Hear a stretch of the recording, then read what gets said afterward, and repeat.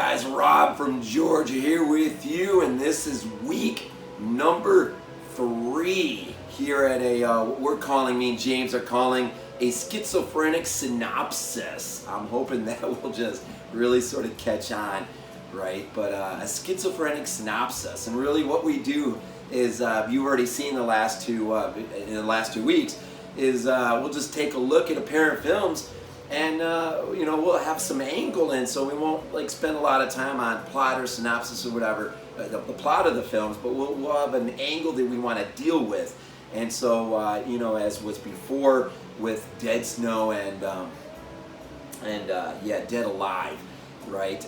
In this week we're going to be looking at, this is a Cannibal epic week, and I gotta apologize, my voice is shot, but we are looking at the films, The Green Inferno, which I have, and James, of course, has the infamous classic from 1980, Cannibal Holocaust. Now, Green Inferno is a 2013 film, of course, Eli Roth, and Holocaust, of course, is a Ruggero Deodato film, which yours truly reviewed on BodyBags some time back, and of course, that link will be down below, as well as a few others that I'll throw down there. So.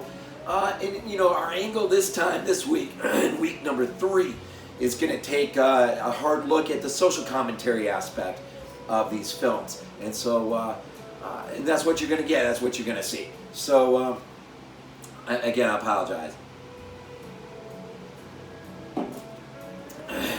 So this is my, I picked this up. I did not have this in my collection until I knew we were going to review these films.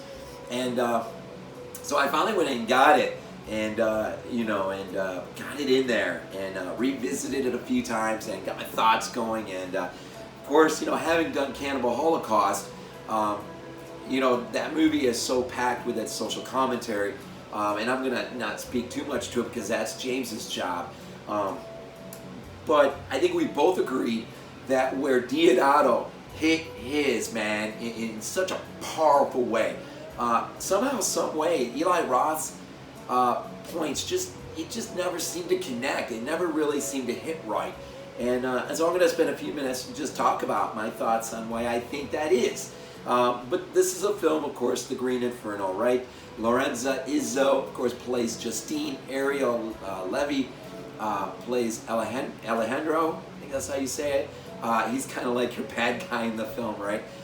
Aaron Burns, of course, is Jonah, poor Jonah, and Kirby, Blanton, of course, I think is Amy, and Nicholas Martinez is Daniel, and Ramón, Llao, I think that's how you say it, is the bald headhunter. That is so freaking cool. I mean, the bald headhunter. He is, for me, the high point of this film. He's freaking awesome. But, Inferno versus Holocaust. As I said, you know, in 80, you know, I'm just going to just say it like this, man. Deodato hit what he was trying to do perfectly because he was freaking pissed off. I mean, he had a serious beef against journalism and how journalism were capitalizing upon the sufferings of man.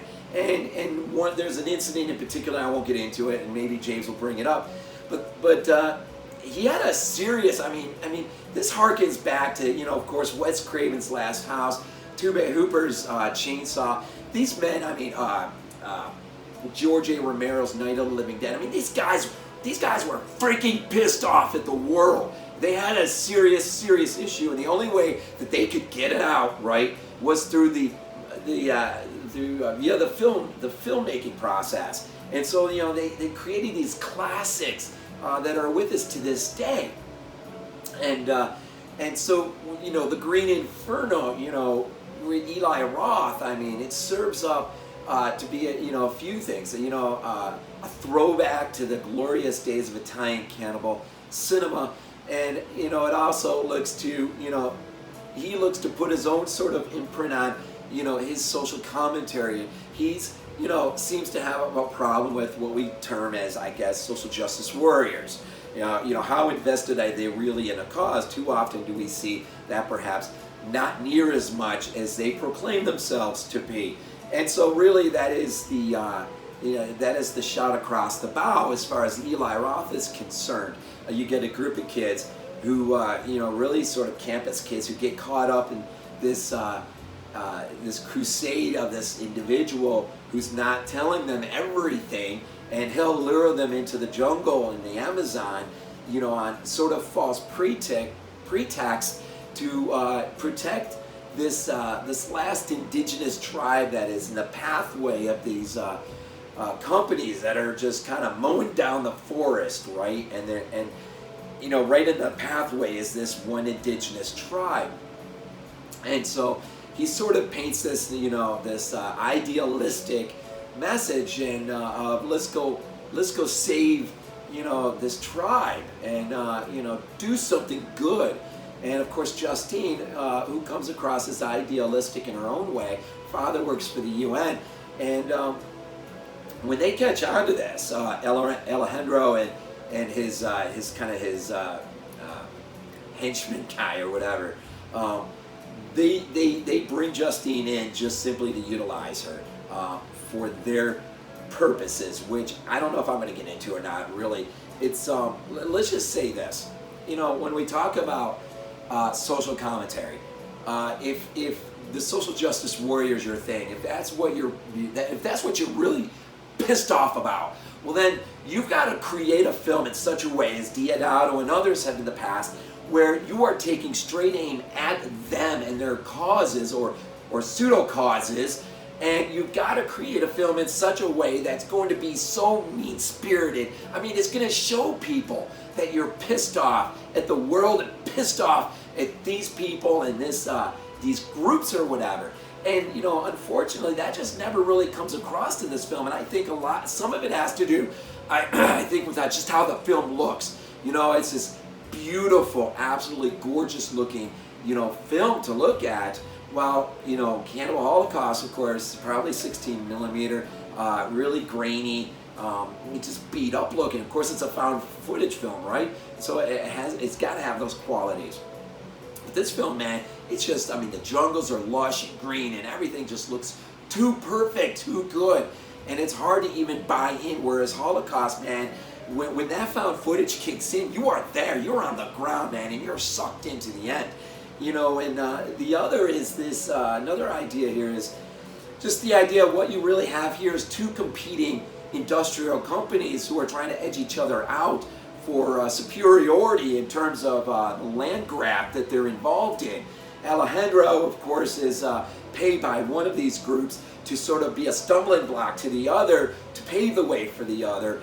And that's my point. This film is too freaking complicated for its own good. Okay, where Holocaust was very simple, right? They go in, they totally upend the Yakimo tribe, and these journalists just turn these tribes people's lives upside down. You got this direct connection between them and the tribe, where in Inferno there's a disconnect between these social justice warriors who sort of get lulled in under false pretext, but really what is at root cause here are these companies that you see. Well, you don't even really see. You just know that they pose a threat because they're coming in, and you get a little hint here and there that they're wrecking damage and whatnot, but you never get really that direct contact between the tribes people who were in the pathway and these industrial people, this private company, until the very end of the film.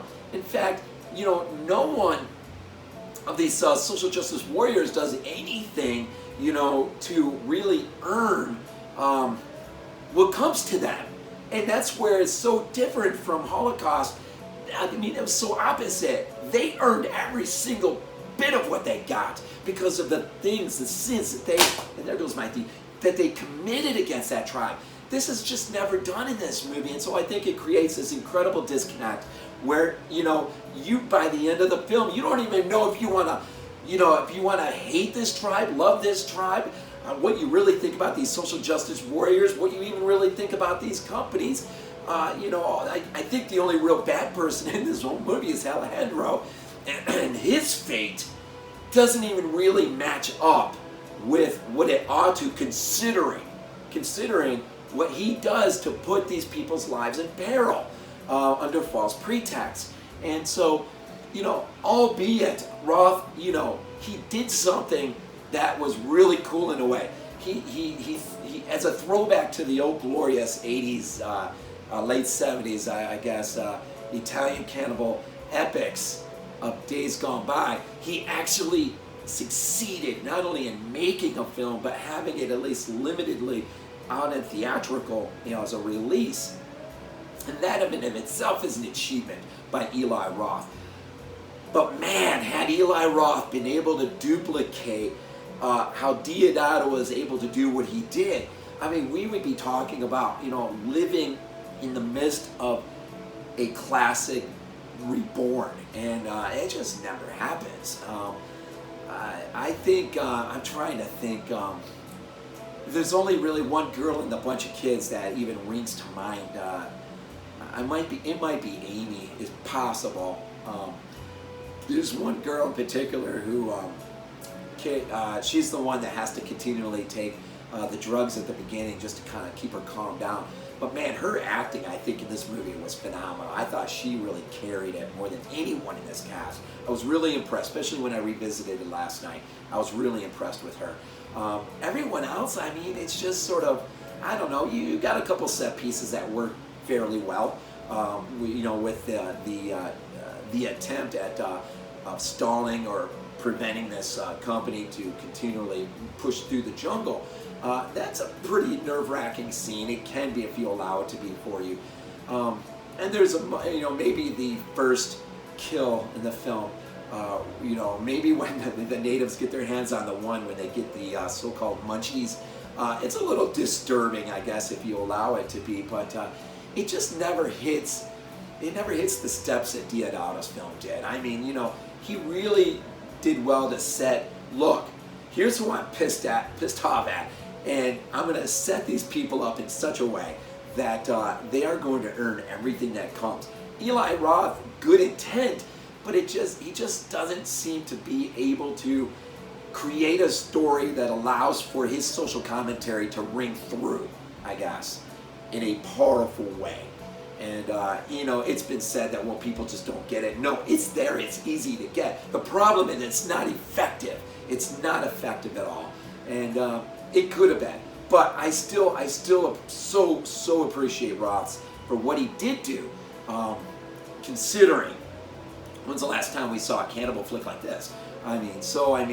But, we're just talking social commentary here. And so, the great disconnect, the convolution, or maybe just the fact the story tries to be more complicated, too complicated for its own good. It just, whereas the Holocaust was just simplistic. It was simplistic. It was found footage, and man, it was just absolutely freaking insane, that movie.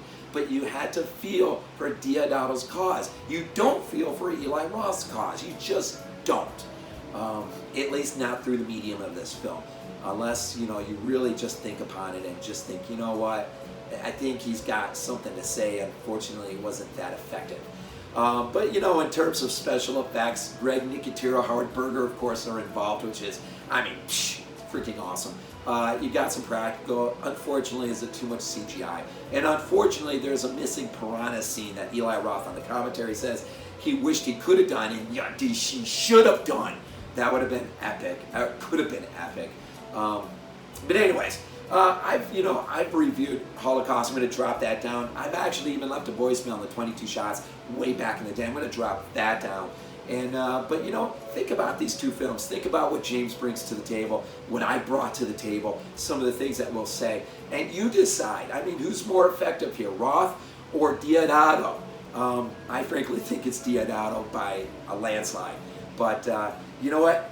Film is subjective. It's all subjective. We're just doing what we love to do, and that is talk film. So this is week number 3. This is Green Inferno versus Holocaust. This is 80 versus 2013. This is Deodato versus Roth. And so we're just going to leave it at that and call it a day. And my voice is just shot, so I apologize. But as always...